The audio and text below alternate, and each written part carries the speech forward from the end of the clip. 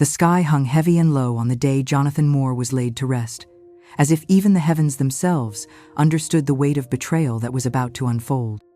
Elena Moore, his wife of 25 years, stepped into the old stone church, her hands trembling beneath her black gloves.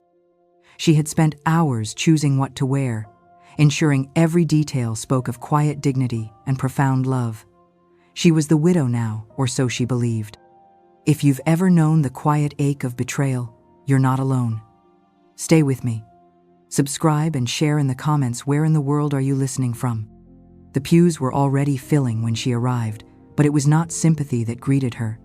It was something colder, sharper. Eyes cut through her like winter wind. Whispers stirred the air, low and venomous, threading through the somber music like poison in a river. At the front of the church stood a woman poised, composed, and dressed in mourning black. Her face bore no trace of confusion at Elena's presence, only a brittle kind of rage. Beside her were two adults, a son and a daughter, their features hardened into masks of disdain. They clung to one another like a family stitched together by something deeper than grief, something closer to defiance. Elena froze mid-step, the floral scent of lilies around her suddenly cloying. Who were they? Friends from another life Jonathan never mentioned? Business partners? Her mind raced for explanations, but her heart whispered a terrible, unspeakable fear. The service began.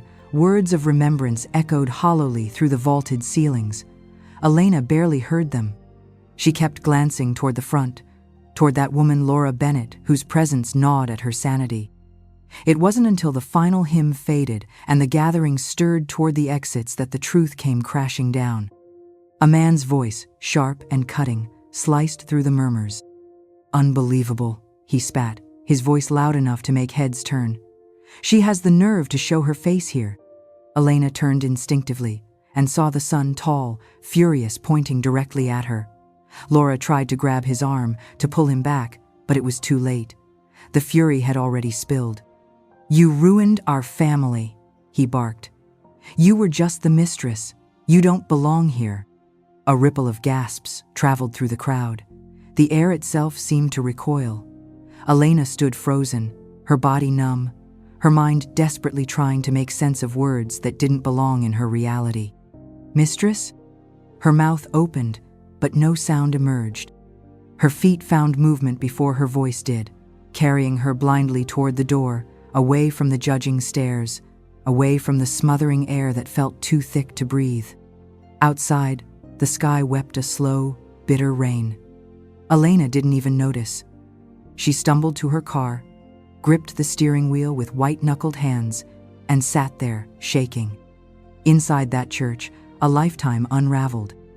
Jonathan Moore, the man who had whispered love into her hair, who had brought her coffee in bed, who had spent decades building a quiet, ordinary life with her, had lived a second life. A secret life. A family she never knew about. And in an instant, Elena realized she hadn't just lost her husband. She had lost the story of her life. The anniversaries, the holidays spent waiting for his return from business trips, the whispered promises that she was all he ever needed, they all shattered into sharp, cutting pieces. Everything she had believed in, everything she had trusted, now lay broken at her feet. And standing among the ruins was the bitter truth. She had loved a ghost. And the man she thought she knew had never really existed. Elena thought the worst was over after the funeral. After that savage accusation hurled across the church, she was wrong. The true devastation came later, slowly, insidiously, like a tide that crept higher with each passing hour. By the time she returned home, she was already a marked woman. The first blow landed from a friender at least, someone she once thought was a friend. A terse text message blinked onto her phone. "I saw what happened. I can't believe you could do that to his real family. Don't ever contact me again." Real family. The words struck harder than any shouted insult. It didn't stop there. The storm only grew. Whispers turned into outright accusations. Neighbors who once waved from their porches now averted their gazes, or worse, glared openly when she passed. At the grocery store, conversations hushed when she walked by. In the coffee shop, chairs seemed to scrape louder against the floor when she entered. as if clearing a path for disgrace to walk through. Then came the digital assault. Photos from the funeral blurry, grainy, but unmistakably her circulated online. The mistress who showed up at the widow's funeral, one caption read. She lived off him and showed her true colors the moment he died, sneered another. Comment threads festered with vitriol. Strangers called her a homewrecker, a gold digger, a parasite. They painted a story where Elena had known everything all along, where she had gleefully stolen a man from his rightful family, wearing her lies like pearls around her neck. No one asked for her side. No one wanted to believe there was a side to tell. In the sterile light of her kitchen, Elena sat clutching a mug of tea she couldn't taste, staring blankly at her silent phone. Every corner of the house seemed to accuse her. Every picture frame that once held laughter now held ghosts. Jonathan's coat still hung by the door. His slippers still sat neatly under the bench. The smell of his cologne still lingered faintly on the jacket he always wore. But where once those things had brought comfort, now they twisted the knife deeper. Had it all been a lie? Was every kiss, every whispered, "I love you," just another betrayal she was too blind to see? Elena tried to rationalize, to find the seams where truth and deception had been stitched together, but it was like trying to separate smoke from air. It was everywhere. It was everything. At night, she roamed the house like a ghost herself. She would touch the worn banister, the familiar kitchen counter, the cold sheets on the bedand. Each touch whispered a cruel reminder. You were never enough. You were never even real. The house, once a sanctuary, became a prison of unanswered questions. And in the pit of that loneliness, a second, deeper grief took root, not for Jonathan, but for the life she had believed was hers. She wasn't just mourning a man. She was mourning herself, the woman who had laughed without suspicion, who had loved without fear, who had believed without question. Now, all that remained was silence. A silence so loud it pressed against her chest until breathing felt like a betrayal too. No apology was coming. No one was going to sweep in and rescue her from this wreckage. Elena Moore was alone, and the world had already chosen who she was. Not a widow, not a wife, just a mistress who got what she deserved. In the suffocating silence of her home, Elena found herself standing at a crossroads she never thought she'd face. The first crack came when she opened the thick manila folder the lawyer had sent over a detailed inventory of Jonathan's estate. Bank accounts, investment portfolios, multiple properties, life insurance policies, and in every document, her name glowed unmistakably. Margaret Elena Moore, sole beneficiary. Every asset, every dollar, every remnant of the man who had split his life between two women now lay at her feet like a poisoned gift. It wasn't long before the second storm arrived. This time, not whispers but legal papers. Laura Bennett's son and daughter, fueled by rage and entitlement, filed a lawsuit against her. The accusations were vicious: coercion, undue influence, fraud. They claimed Elena had manipulated a dying man, isolating him from his true family to steal his fortune. The news spread like wildfire. The whispers grew louder, harsher, and in her own chest, something cracked, not with grief this time, but with cold, steady anger. For the first time since the funeral, Elena lifted her head. She looked at the life she had left, the tarnished memories, the bruised heart, and realized she had been painted into a villain she had never agreed to be. If they wanted a villain, she would give them one. Not with hatred, not with cruelty, but with cold, surgical precision. She hired her own lawyer, a woman named Natalie Graves, known for her unshakable calm and razor-sharp mind. Together, they prepared a counterclaim: defamation, emotional distress, attempted estate theft. The filings were clean, ruthless, undeniable. Every hateful post Laura's children had published, every slanderous whisper they had encouraged, every baseless accusation hurled at Elena in public and online. Evidence, all of it, presented in neat, damning rows. The first hearing hit the Bennetts like a landslide. Their faces, those same faces twisted with righteous fury at the funeral, now twisted with fear. Elena watched them from across the courtroom, her hands folded neatly in her lap. No tears. No apologies. Only a steady, terrifying calm. In those moments, revenge tasted sweet. Justice, after all, wasn't about forgiveness. It was about being seen, about being heard, about forcing the world to look at you and admit it was wrong. And yet, when the judgment was delivered in her favor, when the damages were awarded, when Laura's daughter burst into angry tears and her son stormed out of the courtroom, Elena didn't feel triumph. She felt hollow. As she gathered her papers and turned to leave, her eyes met Laura's across the courtroom, across the wreckage of 2 broken lives. And what she saw wasn't hatred. It was grief. Grief so raw, so familiar, it felt like looking into a mirror. In that single glance, the truth hit her like a slow, merciless wave. They weren't enemies. They were collateral damage both of them left bleeding in the wake of Jonathan's double life. Jonathan had built his world on lies. And now, the women he had deceived were left battling over the ashes. Outside the courthouse, the wind tugged at Elena's coat. She stood on the steps, the legal papers clutched tightly in her hand, and for the first time, she didn't feel like the villain or the victim. She simply felt free. Not because the court had declared her victorious, but because she finally saw clearly. She didn't need to win against Laura. She needed to win herself back. And that journey, raw, painful, unfinished, was only just beginning. Days after the court victory, Elena sat at her kitchen table, staring at the walls that once felt like home. The silence had changed, no longer sharp and accusing, but heavy, expectant, as if waiting for her to make a choice. She had won. On paper, she had everything. But victory felt strangely hollow, a cold echo bouncing off the empty corners of a life built on someone else's lies. One evening, as she sorted through the final box of Jonathan's belongings, Elena found a letter, yellowed and brittle with age, tucked between old tax returns. The handwriting was unmistakably his. Hands trembling, she unfolded it. It wasn't addressed to her. It was a draft of a Willen, older version, dated years before his death. In it, everything was left to Laura and their children. No mention of Elena. The betrayal sliced anew, deeper and more brutal than any courtroom battle.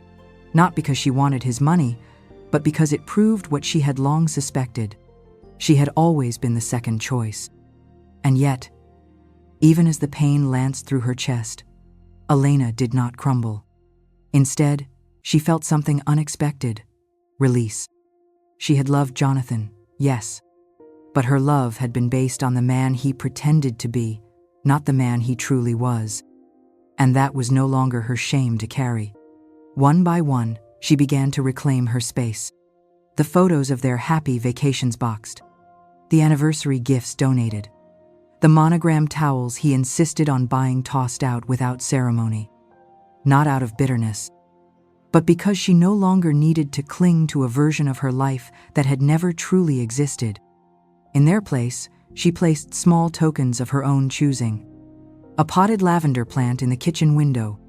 A stack of novels she loved, but never had time to read. A hand-woven throw blanket she bought on a whim.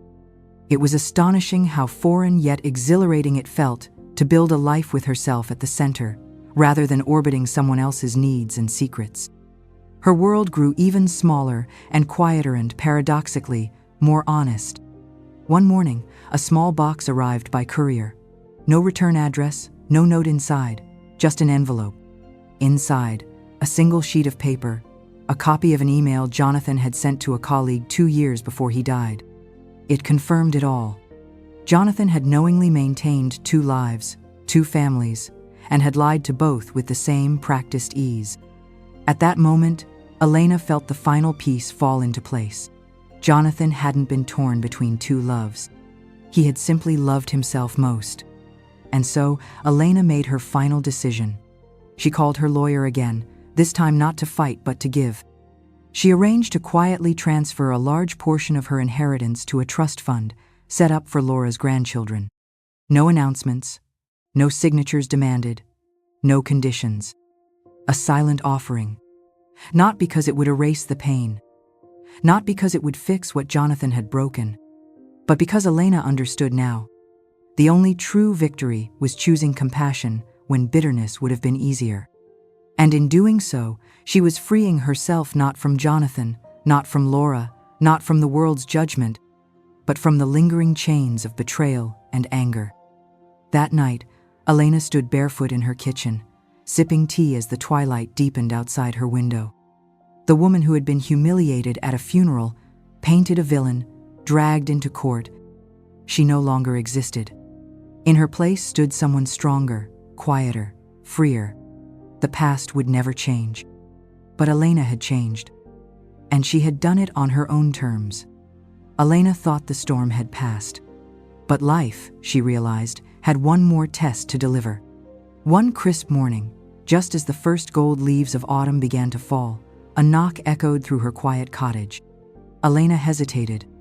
No one visited unannounced anymore. She opened the door slowly, and there he was.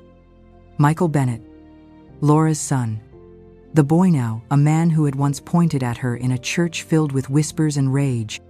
He stood on her porch, no longer the furious son, but a man hollowed out by grief and years of bitterness. His hands jammed into his jacket pockets, his shoulders hunched against the chill. "Can we talk?" he asked, his voice stripped of the venom she remembered. Elena didn't answer. She simply stepped aside and let him in. The living room was warm, scented with cinnamon and books, a stark contrast to the tension knotting between them. Michael didn't sit. He hovered near the fireplace, staring into the unlit grate, words pooling behind his teeth. Finally, he spoke. "I thought suing you would bring him back somehow," he said. A bitter laugh escaped him. "Or at least, punish someone for leaving us." Elena said nothing. She had learned that some silences spoke louder than any apology. "I hated you," Michael continued, voice cracking. "Not because you took the money, because you existed. Because you were proof that my father was never really ours." He turned then, meeting her eyes. "But I was wrong." The admission dropped between them like a stone into still water. "I know you didn't know about us. Not really. I see that now." Elena felt her throat tighten. It would have been easy to bask in his regret, to demand penance for the public humiliation, the court battles, the threats. But she didn't. Because in his hollowed-out face, she saw her own reflection from not so long ago. The brokenness, the raw disbelief. "We were both lied to," she said quietly. Her words carried no triumph, no accusation, only truth. Michael nodded slowly, eyes shining. A long silence stretched between them, heavy but not hostile. Then, from his jacket, he pulled out an envelope. He placed it gently on her coffee table. Inside was a letter. Not from Michael, but from Laura. A letter of apology. Laura had written to say she was sorry for the assumptions, the cruelty, the blind lashing out. She had realized, too late, that Elena had lost just as much, maybe even more. Because Elena had no children to anchor her grief, no community to soften her isolation. "She wanted you to have it," Michael said, voice rough. "She's not ready to see you, but she wanted you to know." Elena ran her fingers lightly over the envelope, but didn't open it. Not yet. Some wounds needed patience, even to touch. Michael lingered by the door, uncertain. "I don't expect forgiveness," he said. "And I don't know if it matters, but thank you for not destroying us when you could have." Elena smiled faintly, a smile not born of victory, but of understanding hard-earned through suffering. "I never wanted to destroy anyone," she said softly. "I just wanted to survive." Michael nodded, a shaky breath escaping him, and then he left. The door clicked shut behind him, and Elena, standing alone once more, realized something extraordinary. She wasn't angry. She wasn't even sad. She was free. Truly, finally, free.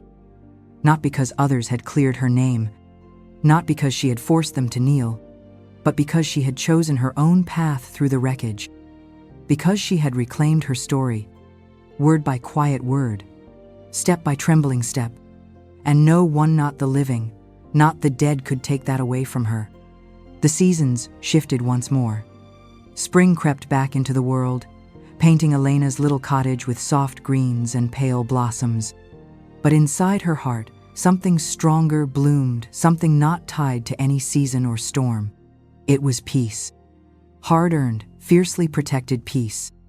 Elena no longer measured her days by the echoes of what she had lost. She didn't peer into the past looking for what-ifs or maybe should-haves. Instead, she built a quiet life, brick by tender brick, around the woman she had finally become. Mornings started with tea on the porch, June, the dog, resting her head on Elena's slippered feet. Afternoons passed with books, laughter from the library children's room, and sun-dappled walks through the sleepy trails near town. Evenings were reserved for slow dinners, soft music, and phone calls from Helena, her once enemy, now unexpected friend. They didn't speak of William anymore. Not out of denial, but out of wisdom. Some stories, once closed, deserved to stay closed. And yet, traces of the past lingered like old scars. A letter here, a memory there. Not to haunt her, but to remind her how far she had come. One rainy afternoon, Elena found herself sitting by the window, flipping through an old photo album she hadn't touched in months. There he was, Jonathan Moore. Smiling, arms around her younger self, a picture-perfect illusion. She didn't cry. She didn't tear the photo out in anger. Instead, she whispered two simple words to the ghost of a man who had once been her whole world. Thank you. Thank you for the love that was real, even if it was incomplete. Thank you for the lies, because they taught her how to see clearly. Thank you for the betrayal, because it forced her to choose herself, finally, fully. With careful hands, she closed the album and slid it back onto the shelf. A chapter ended, but not her story. That evening, she hosted a small dinner, much like she had before, but this time, it felt different. Helena came, bringing her daughter and grandchildren. Neighbors dropped by with pies and flowers. The house hummed with conversation, clinking glasses, the steady heartbeat of new beginnings. In the middle of it all, Elena stood, not hidden, not sidelined, not a forgotten afterthought. She was the hostess, the heart of her own home, the author of her own life. When dessert was served, Helena raised her glass, her voice trembling only slightly. To Elena, she said, smiling through the glisten in her eyes, for teaching us that healing isn't forgetting. It's remembering without letting it break you. Glasses clinked. June barked joyfully under the table. The laughter that rose afterward wasn't polite or forced, it was full, unafraid, alive. Elena lifted her glass too, her voice steady. To choosing ourselves, she said. To rebuilding, not because they left us shattered, but because we were never truly broken to begin with. The words tasted sweet, like the wine on her tongue, like freedom. Later, when the guests had gone and only the warm hum of memory remained, Elena sat alone on her porch. She looked out at the stars stitched across the night sky. The cool breeze played with her hair. June curled at her feet. She didn't need anyone's permission to be here. Not anymore. The life she lived now wasn't built on stolen promises or desperate hopes. It was hers, messy, imperfect, radiant. And for the first time, Elena knew that was enough. More than enough.